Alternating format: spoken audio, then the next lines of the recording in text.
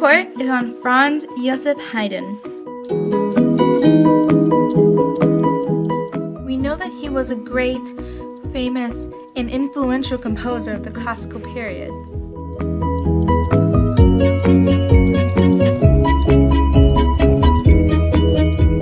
Why? What makes him different, and what did he do that influenced the classical period so much that even now we study him?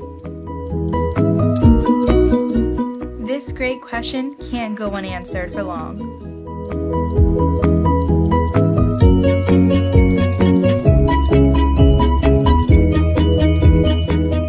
His lifestyle, how he lived, where he was born, how his compositions sound, all of these are keys to figuring out what makes Haydn different and how he truly changed the world of music.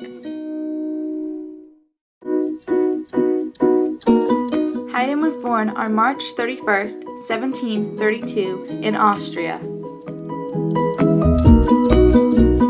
It was here that he started his musical training with his uncle. He moved in with his uncle when he was 5 years old, and thus started his love for music.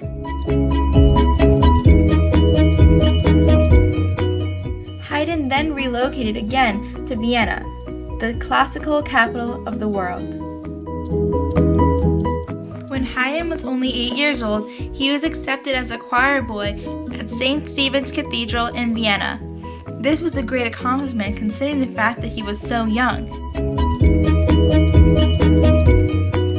It is also remarkable because Vienna at the time was the capital of the classical period. Singing in Vienna also gave him the confidence he needed to continue his music career.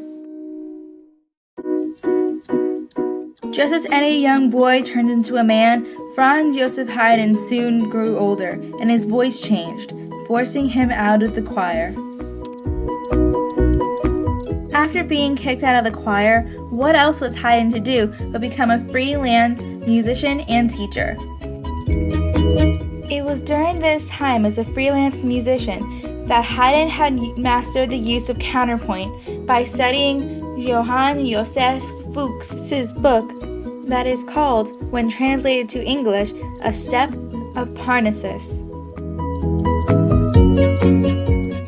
As a freelancer, Haydn also tried working on his first opera. However, it didn't work out too well because it was censored for its use of offensive remarks. Haydn's very first opera, which is translated as The Limping Devil, is ultimately a failure. In 1749, he became an assistant to a music teacher and briefly took lessons from him while he was helping. Again, he found another job in 1759, working briefly as a musical director for Count Morzin, until he went into a financial crisis and had to dismiss all of his musicians.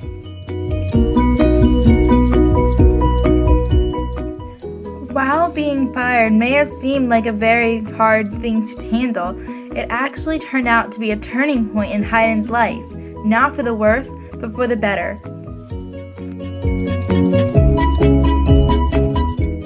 Haydn's growing fame quickly attracted the attention of the Esterházy family, a wealthy and powerful Hungarian family. And so, the young Prince Paul decided to hire Haydn. The prince had a great love of music, and so who else would he want to play music for him all the time than Haydn, who had created such a great name for himself, especially in Vienna. Keep in mind that Vienna is still the center of the classical period, so being known to all the influential people in Vienna is like being known by the president, or the Queen of England, or anyone really that your world revolves around and that you idolize. Anyway, this is Haydn's most remarkable job, playing for the Esterházys, because he stayed here for almost 30 years. While he was paid well and well respected, it was a difficult job to do. Not only did he have to compose whatever music the prince demanded at whatever time, he also had to conduct the performances, train the personnel, and supervise all of them.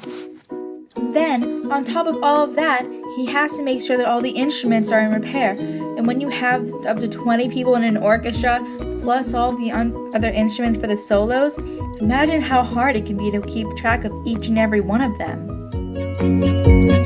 With all of this pressure and all of this stress, it's a wonder why he didn't wake up as cranky and hostile as Beethoven. After all, Beethoven was, let's just say, he could be pretty cranky at times.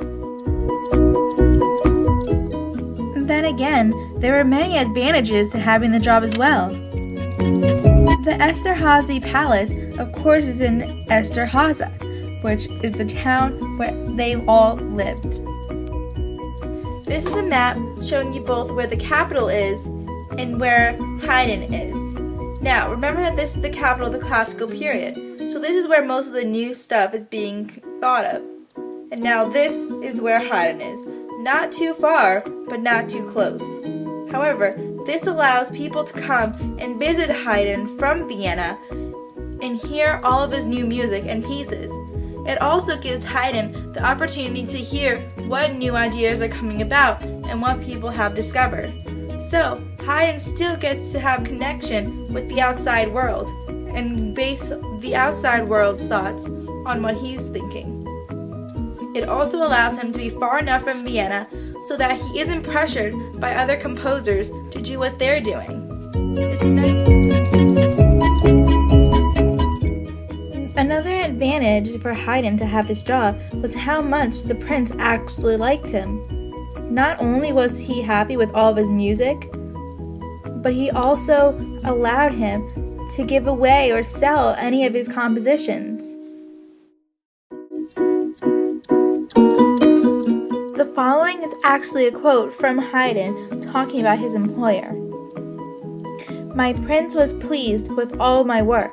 I was commended, and as a conductor of an orchestra, I could make experiments, observe what strengthen and what weaken an effect, and thereupon improve, substitute, omit, and try new things."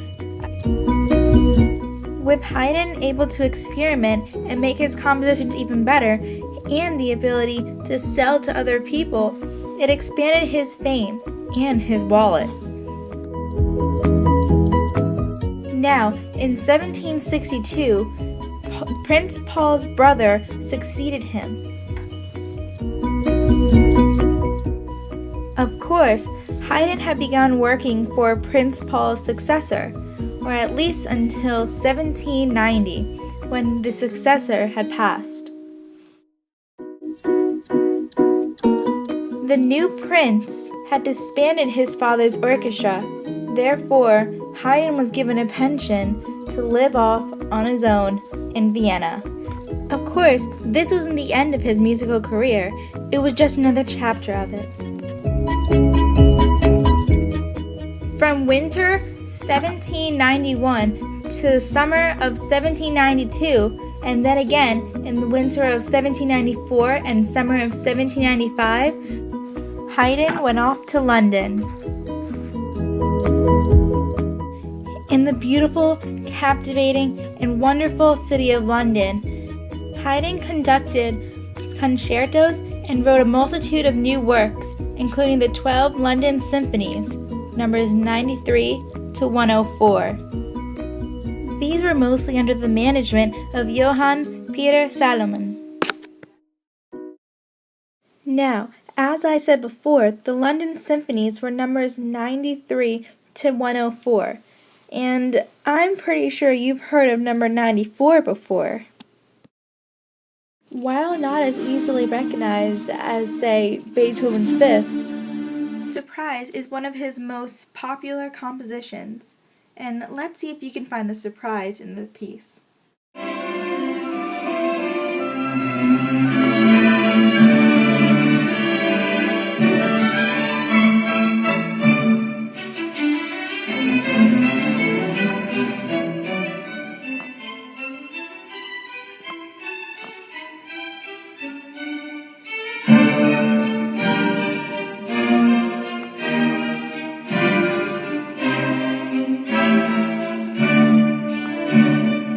Okay, I think you got the point.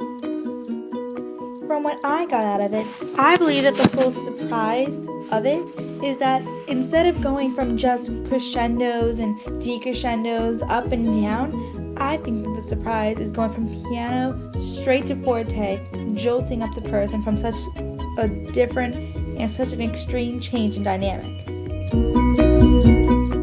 But then again, who knows what Haydn could have been thinking? He is, after all, the father of symphonies.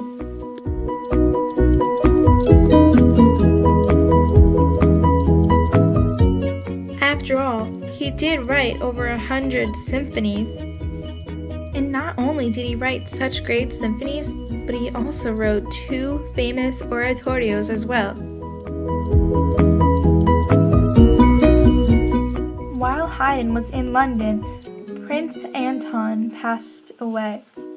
His son, Nicholas II, who cared not at all for Haydn's actual music, just to be the one to have Haydn working for him, decided to chase down Haydn and persuaded him to work for him. After all, who wouldn't want the absolute best composer working for them at their palace? Instant bragging rights and ultimate parties.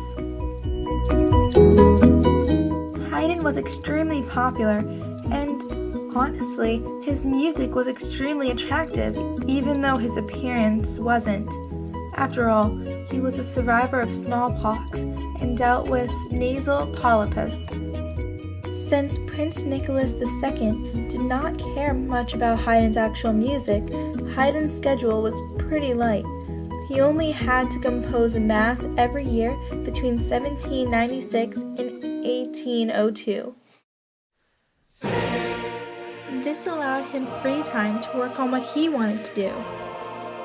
Haydn could now focus on his quartets, trios, and last 2 oratorios. The first of the 2 oratorios was The Creation.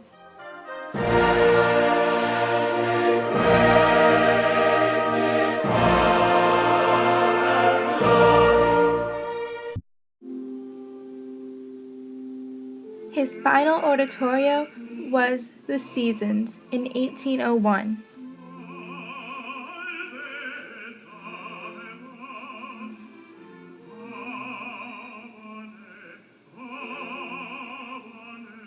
His final oratorios questioned life, the meaning of life. They were very philosophic. You have to keep in mind, he was getting old by now. His last oratorio was written when he was 69. Haydn was 77 when he passed in 1809. Another thing that I want to add about Haydn is how he influenced the music through other people.